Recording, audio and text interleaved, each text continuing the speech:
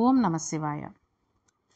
నిన్న మనం చంద్రసేనుడి రాజ్యం గురించి, అక్కడ గొల్లవాడికి స్వామి ప్రత్యక్షమై ఒక దేవాలయాన్ని, స్వామి యొక్క దేవాలయాన్ని ఆ, ఆవిర్భవించినట్టుగా, స్వామి లింగాన్ని కూడా వచ్చినట్టుగా మనం తెలుసుకున్నాం. అలాగే ఇక్కడ వర్షాకాలం ముందు పర్జన్యానుష్ఠానం జరగడం, అది జరిగిన వెంటనే వర్షం కురవడం గురించి కూడా తెలుసుకున్నాం. ఈ ఉజ్జయిన్లో మహాకాళేశ్వరుడు వెలిసిన ప్రాంతం క్రిందనే శంఖయంత్రము అనే చాలా ఆశ్చర్యకరమైన యంత్రం ఉన్నది అని పెద్దలు నమ్ముతారు. శంఖం విజయానికి గుర్తు. అందుకే కురుక్షేత్ర యుద్ధం ప్రారంభం అయ్యే ముందు ధృతరాష్ట్రుడు సంజయుణ్ణి కౌరవులు ఏమి చేస్తున్నారని అడుగుతాడు. అప్పుడు సంజయుడు పాండవులందరూ శంఖాల్ని ఊదుతున్నారు అని చెప్పారు. ఎవరు శంఖాన్ని ఊదాడో వాడికి విజయం కలుగుతుంది. ఈశ్వరార్చన యందు శంఖాన్ని ఊదుతారు. మహాకాళేశ్వర లింగం కింద శంఖయంత్రం ఉంది. అందుకని మహాకాళేశ్వరుడి దగ్గరకు వెళ్ళి దర్శనం చేసుకున్నవాడు ఎటువంటి విజయాన్నైనా పొందుతాడు అని మనం తెలుసుకోవాలి. మనకు కథలో చంద్రసేనుడు పొందాడు కదా, ఎటువంటి కోరికలైనా తీరుతాయి, అపమృత్యు దోషం పోతుంది. ఎవరైనా అటువంటి ప్రమాదం ఉన్నదని బెంగపెట్టుకున్న వాళ్ళు ఉజ్జయిని వెళ్ళి మృత్యుంజయ మహామంత్ర జపం చేసుకుంటూ ఉంటారు. అక్కడ మహాకాళేశ్వరుడికి అభిషేకం కూడా చేయిస్తారు. కాబట్టి మృత్యుంజయ జపం చేసుకున్నటువంటి ఫలితం చాలా ఎక్కువగా ఉంటుంది.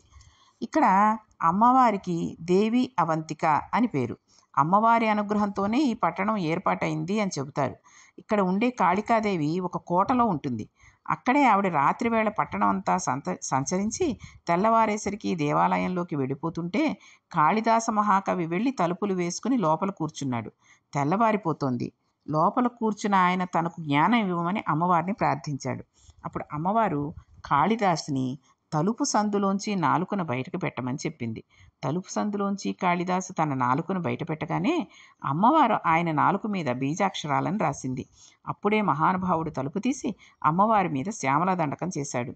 ఈ విధంగా కాళిదాసు మహాకవికి జ్ఞానం అబ్బిన క్షేత్రం ఉజ్జయిని క్షేత్రం. అందుకే అక్కడికి వెళ్ళిన వాళ్ళు కూడా చాలామంది అమ్మవారి దగ్గరికి వెళ్ళినప్పుడు నాలిక చాపి అమ్మవారిని దండం పెట్టుకునేటప్పుడు నాలిక చాపుతూ ఉంటారు. ఏ బీజాక్షరమైనా అమ్మవారి దయతలిచి మన మహాకవికి కాళిదాసుకి ఇచ్చినట్టుగా మనకు కూడా అనుగ్రహిస్తుంది. ఎటువంటి చదువు రాని వాళ్ళైనా చక్కటి చదువులు చదువుతారు అని ఒక రకమైన నమ్మకం ఉంది ఇప్పటికీ. ఎన్ని వేల సంవత్సరాల నుంచో ఉజ్జయిన్లో ఉన్న అంతరాలయం నందు 2 జ్యోతులు వెలుగుతూ ఉంటాయి ఇప్పటికీ కూడా. ఈ 2 జ్యోతులను అఖండ దీపాలు అని పిలుస్తారు. ఈ అఖండ దీపాలను కూడా మనం జ్యోతిగా భావన చేయవచ్చు. ఈశ్వరుని మనం దానిలో చూడవచ్చు. అందుకే ఉజ్జయినికి వెళ్ళినప్పుడు ఏదో వెళ్ళాము వచ్చాము చూడమన్నారు అని కాకుండా ఇవన్నీ కూడా చక్కగా చూడండి. ఈ దీపాలు ఎక్కడ మహాకవి కాళిదాసుకి అక్షరాలు బీజాక్షరాలు రాసింది ఆవిడ, ఈ శంఖం ఎక్కడుంది, ఇటువంటివన్నీ కూడా చూసుకుంటే మనకి ఆ క్షేత్ర దర్శనం చేసినటువంటి ఫలితం ఎక్కువగా ఉంటుంది. ఉజ్జయిని దేవాలయంలో ఒక విచిత్రమైన మందిరం ఉంది. దానిని భస్మ మందిరం అని పిలుస్తారు. అక్కడ ఆవు పేడతో విభూతిని తయారు చేస్తారు. ప్రపంచంలో ఏ జీవి విడిచిపెట్టిన మలమైనా దుర్వాసనతో ఉంటుంది. ఒక్క ఆవు మాత్రం గడ్డి తిని పేడ వేస్తుంది. ఆవు పేడ చేత్తో పట్టుకుంటే సువాసన వస్తుంది. అంతేకాకుండా ఆవు పేడ సూక్ష్మక్రిములను చంపేస్తుంది. అన్నిటినీ మించి ఆ ఇంట ఎంత అమంగళకరమైన వారు తిరిగినా శౌచం ఇస్తుంది. అందుకే ఆవు పేడ కలిపిన నీళ్లు పూర్వం ఇళ్లలో చల్లి ఇంటిని శుద్ధి చేసుకునేవారు. భస్మ మందిరంలోనికి ఆవులను తీసుకువచ్చి ఆవులను వేసిన పేడను ఎంతవరకు కాలిస్తే అది చక్కటి విభూతిగా మారుతుందో అటువంటి విభూతిగా మార్చి ఆ విభూతితో స్వామివారికి అభిషేకం చేస్తారు. ఈ రోజుల్లో అంటే ఆవు పేడకి దానికి కూడా ఏదో చిరాకు పడిపోయి ఆవుని ఇంట్లోకి తీసుకొస్తారు గృహప్రవేశానికి. చూడండి, తీసుకొస్తే ఆవు కనుక మూత్ర విసర్జన చేసినా మల విసర్జన చేసినా ఆ ఇంట్లో మంచి శుభం కలుగుతుంది అని చెబుతూ ఉంటారు. అలాంటిది బాబోయ్ అక్కడ ఆవు పాడు చేసింది బాబోయ్, నేను అక్కడ కూర్చొని అన్నం తిన్నంటూ ఉంటారు గృహప్రవేశాలకి అది వచ్చిన ఈ కాలం పిల్లలు. అది చాలా పొరపాటు. ఎందుకంటే ఎక్కడెక్కడో ఎప్పటి నుంచో ఈ వేదాలలో శాస్త్రాలలో ఎన్నెన్నో ఉదాహరణలతో చేసిన అటువంటి విషయాలు ఇవి. ఈ ఆవు పేడ నీళ్లు జల్లి శుద్ధి చేసుకోవడం, తర్వాత ఈ ఆవు మూత్రాన్ని మందులలోనూ వాటిల్లోనూ వాడడం, ఇటువంటిదంతా కూడా ఇప్పుడు ఈ ఆవు పేడ పిడకలు కూడా అమెరికా వాళ్ళు డబ్బుతో అమ్ముతున్నారు. అది మనకి బాగుంది, కొనుక్కుంటున్నాం. కానీ మన దేశంలో ఉన్న ఆవులని మనం చెప్పడం ఎందుకండి? వాటిని ఏం చేసేస్తున్నాం మనం? అంటే మనము చెయ్యకపోయినా వేరే వాళ్ళు చేస్తున్నా ఏమీ చేయలేకపోతున్నాం. మనం కారులో వెళ్తున్నాం, ఎదురుగుండా ఆవులనన్నిటినీ చక్కగా కట్టేసినట్టుగా కట్టేసి ఒక 7, 8 ఆవుల్ని ఒక ఆటోలోనో, ఒక లారీలోనో పట్టుకుని వెళ్ళిపోతుంటే ఒకదానికి కూడా తల కూడా తిప్పడానికి, కాలు కదపడానికి వీలు లేనంత ఇరుకుగా ఒకదాని పక్కన ఒకటి కట్టేసేసి వాళ్ళు తీసుకుని వెళ్ళిపోతూ ఉంటారు ఆ లారీల్లో. మనం వెనకాలే కారులో వెడుతూ దాన్ని చూస్తూ ఉంటాం గానీ ఎటువంటి అయ్యో! ఆపి అలా కట్టకండి. ఎందుకు కడుతున్నారు? వాటిని ఏం చేస్తారు? అలా చెయ్యకూడదు. వాటిని మేము కొనుక్కుంటాం, లేకపోతే మేము పోషిస్తాం అని ఎవరైనా అనగలరా? ఎవ్వరు అనరు. ఎందుకనరు? దానిని అలా కొనుక్కునే వాటన్నిటిని చూసి పోషించే డబ్బులతో ఒక 4, 5 విల్లాలు పిల్లలకు కొనేయొచ్చు. 5, 6 కార్లు పిల్లలకు కొనొచ్చు. మనవలకి ఆస్తులుంటాయి. అవన్నీ చేసుకోవచ్చని ఊహిస్తున్నారే తప్పితే, ఒక్క ఆవునైనా రక్షిద్దాం, మనం పెంచుకుందాం అన్నటువంటి జ్ఞానం ఈరోజు మనుషుల్లో ఉండలేకపోతుంది. ఇక స్వామికి ఆవులు వేసిన పేడను ఎంతవరకు కాలిస్తే అది చక్కటి విభూతిగా మారుతుందో, అటువంటి విభూతిగా మార్చి ఆ విభూతితో స్వామివారికి అభిషేకం చేస్తారు. ఉజ్జయినిలో చేసే విభూత్య అభిషేకం 2 రకాలుగా ఉంటుంది. తెల్లని పలచని బట్టలో మెత్తటి విభూతిని పోసేసి మూట కట్టేస్తారు. ఆ మూటను శివలింగం పైన పట్టుకుంటారు. పట్టుకుని విభూతితో అభిషేకం ప్రారంభించేస్తారు. ఆ వెనకాలే అందరూ చాలామంది ఓం నమస్తే అస్తు భగవన్ విశ్వేశ్వరాయ మహాదేవాయ త్రయంబకాయ త్రిపురాంతకాయ త్రికాగ్నికాలాయ కాలాగ్ని రుద్రాయ నీలకంఠాయ మృత్యుంజయాయ సర్వేశ్వరాయ సదాశివాయ శ్రీమన్మహాదేవాయ నమః అని రుద్రం చదివేస్తూ ఉంటారు. శ్రీరుద్రం చదువుతుంటే మనమైతే ఒక చెంచాతో కొద్ది కొద్దిగా విభూతిని శివలింగం మీద వేస్తాం, కానీ అక్కడ వాళ్ళు అలా చేయరు. ఈ విభూతి మూట కట్టుకుని ఆ మూటను కొడుతూ ఉంటారు. అలా కొట్టినప్పుడు ఒక్క శివలింగం ఉన్న చోటే కాదు, మొత్తం అంతరాలయం అంతా భస్మంతో నిండిపోతుంది. అలా నిండిపోతున్నప్పుడు శంఖాలు, భేరీలు, పెద్ద పెద్ద మృదంగాలు ఇవన్నీ మ్రోగిస్తూ ఉంటారు. అప్పుడు అక్కడ మనం ఒక అలౌకికమైన స్థితిలోకి వెళ్ళిపోయి పెద్ద అనుభూతిని పొందుతూ ఉంటాం.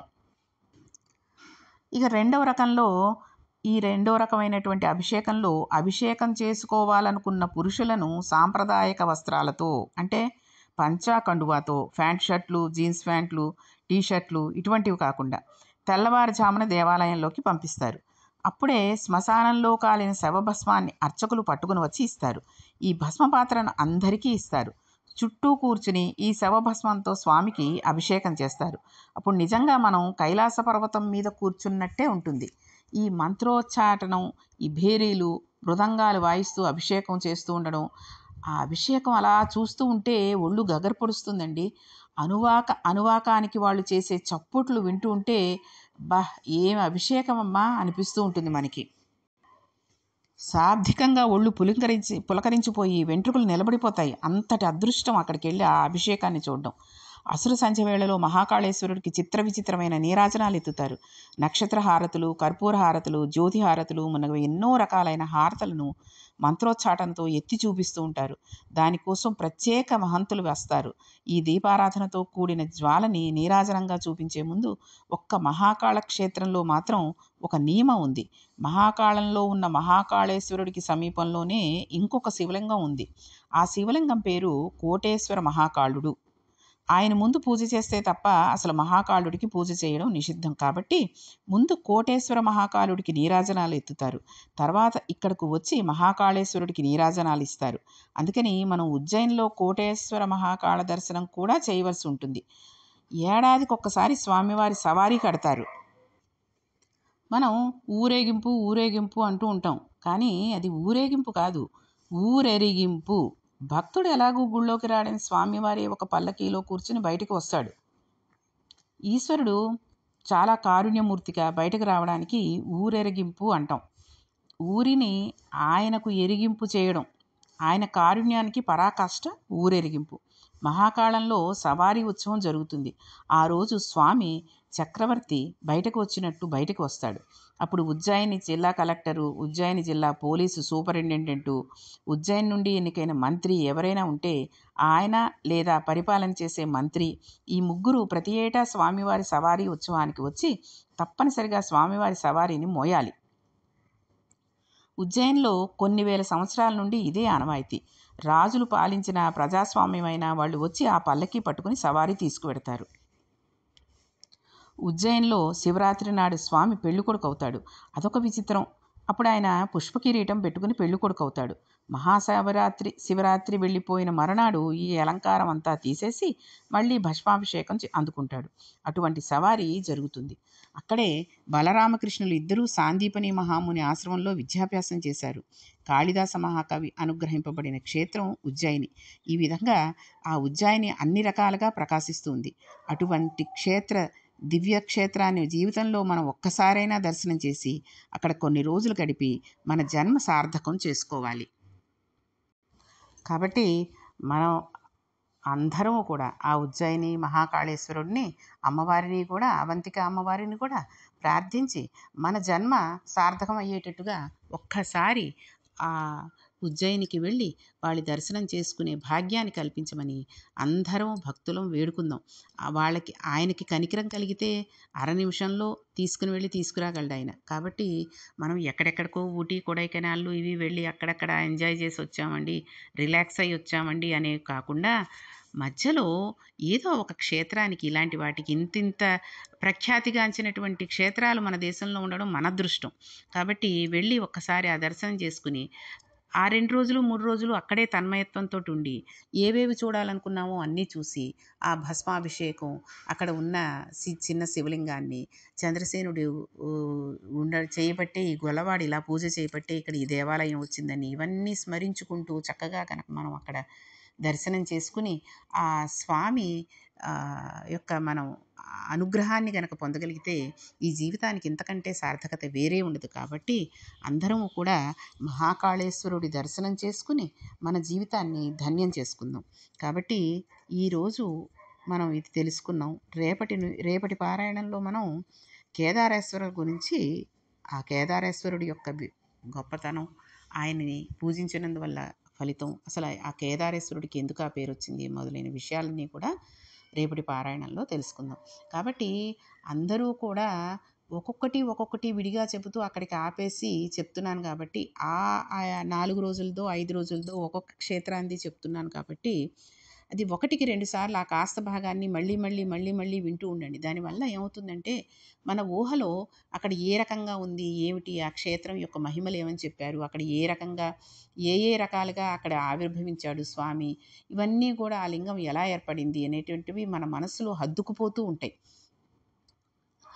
ఉంటే మనం అక్కడికి వెళ్ళకపోయినా మానసికంగా మనం మనసులో ఆ క్షేత్రాన్ని దర్శించుకుంటూ ఉంటే ఆ పరమేశ్వరుడు మనకు ఆ క్షేత్రానికి వెళ్ళి వచ్చి ఆయన దర్శనం చేసుకున్న ఫలితాన్ని, పుణ్యాన్ని మన ఖాతాలో వేసేస్తూ ఉంటాడు. కాబట్టి మనం ప్రతిరోజు ఖాళీ ఉన్నప్పుడు, ప్రతిరోజు ఖాళీ లేకపోయినా పోనీ 2-3 రోజులు ఒక క్షేత్రం గురించి తెలుసుకున్నప్పుడు ఇప్పుడు మహాకాళేశ్వరుడి గురించి తెలుసుకున్నాం. ఇది 3 రోజులో 4 రోజులో వచ్చింది. అదేం చేస్తారు, మళ్ళీ ఒకరోజు 4 కలిపి అలా వింటూ ఉండండి. అలా వింటూ ఉంటే మనకు ఆ క్షేత్ర మహిమ తెలిసిపోతుంది. ఎప్పుడైతే మనం ఆ క్షేత్ర దర్శనానికి వెళ్ళామో లేకపోతే ఆల్రెడీ చేసేసుకుని వచ్చామో అది మన మనసులో అలాగ ఉండిపోయి ముద్ర పడిపోతుంది. కాబట్టి మహాకాళేశ్వరుడు అనే మాట రాగానే మనకి ఆ క్షేత్రం అంతా మనసులో కదిలి మళ్ళీ ఇంకొకసారి ఆ క్షేత్రానికి వెళ్ళి వచ్చిన పుణ్యాన్ని మనం మూటగట్టుకోగలుగుతాం. ఇవన్నీ కూడా మనకి ఎప్పుడు ఉపయోగపడతాయి అంటే వృద్ధాప్యంలో ఉపయోగపడతాయి. మనం చేసిన పాపాలు తెలిసినా తెలియక చేసినా పాపం పాపమే. గత జన్మలోవి, ఈ జన్మలోవి అన్నీ కూడా పోయి మనకి అపమృత్యు దోషం పోయి, అంటే తీసుకుని పోయేటటువంటి కర్మ నుంచి మనం బయటపడి అందులో చెప్పినట్టుగా ఒక పండు మిగల ముగ్గిపోయి చెట్టు నుంచి విడిపడిపోయినట్టుగా టుపుక్కున వెళ్ళిపోతాం. కాబట్టి మన పిల్లలకి కానీ, కోడళ్ళకి కానీ, అల్లుళ్ళకి కానీ, కూతుళ్ళకి కానీ, మనవలకు కానీ, చుట్టుపక్కల వాళ్ళకి కానీ వాళ్ళకి ఎటువంటి బాధని కలిగించకుండా, మనం బాధపడకుండా వెళ్ళిపోవడానికి ఆ మహాకాళేశ్వరుణ్ణి పూజ చేసుకోవడానికి, మనసులో స్మరించుకోవడానికి, ఆ మృత్యుంజయ మంత్రం చదువుకోవడానికి మనకి భగవంతుడు నోరిచ్చాడు. చక్కటి సమయాన్ని ఇచ్చాడు. టీవీ సీరియల్స్ అవి చూస్తూ మనం మన సమయాన్ని వృధా చేసుకోకుండా, పక్కింటి వాళ్ళతో పిచ్చి పిచ్చి పిచ్చి కబుర్లు, రాజకీయాలు ఇవి అవి మాట్లాడుకోకుండా, ఎందుకంటే ఎలా జరిగేవి అలా జరుగుతూనే ఉంటాయి. మనకొచ్చేది ఏమీ ఉండదు. మనకి కలిసొచ్చేది ఉండదు. మనకి ఆహ్, దానివల్ల వచ్చేటటువంటి లాభం ఉండదు. కాబట్టి ఈ భగవంతుడి నామం చదువుకుంటూ, భగవంతుడి గురించి తెలుసుకుంటూ ఉంటే అనేకమైనటువంటి పుణ్యాన్ని మనం సంపాదించుకోగలుగుతాం. దానివల్ల మన వంశమంతా కూడా మంచి స్థితిలోకి రావడానికి కారణమవుతుంది. కాబట్టి అందరము కూడా ఆ పరమేశ్వరుణ్ణి మనకి కూడా అటువంటి మనస్సునిచ్చి, అటువంటి బుద్ధినివ్వాలని కోరుకుంటూ, రేపటి పారాయణంలో కేదారేశ్వరుడి గురించి మనం తెలుసుకుందాం. ఓం నమః పార్వతీపతియే హర హర మహాదేవ శంభో శంకర.